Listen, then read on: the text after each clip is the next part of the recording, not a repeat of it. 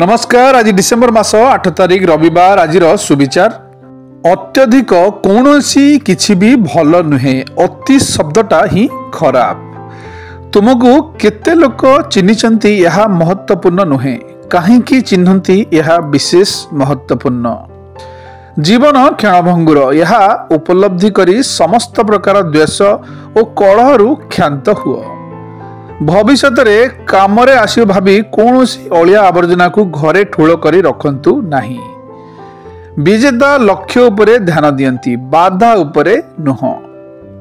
मंचस्थ नाटक जड़े देखुंती नीरव दर्शक होई। भल मंद केते अभिनय अछि केवल जानती सेही।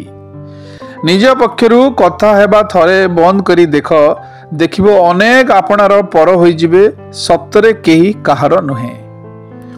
जीवन रे एमिति एक समय आसे मनुष्य जीवन रे चारि छकी दो छकी रे से छिड़ा होई से बुझी पारे ना आ व्यस्तता और अस्थिरता बसवर्ध्य एमिति निष्पत्ति निये जा फलस्वरूप बहुत आघात प्रतिघात सहिबाको पड़ी थाए। ठीक कथा बुझिबा बेलकु सबु ओलट पालट हो जाई थाए। तेणु मन को आयत्त करी विपद समय रे धैर्यर सह परिस्थितिर सामना करिबा निहाती आवश्यक।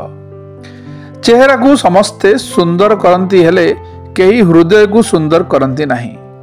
टाइम मिलिले हृदय को भी सुंदर करने पाई ट्राए करिवे, कारण ये दुनिया रे सुंदर चेहरा मिल जिवो हेले सुंदर हृदय मिलिबा बहुत कष्ट। शुभ सकाळ, दिनटी आपणकर मंगलमय हेउ।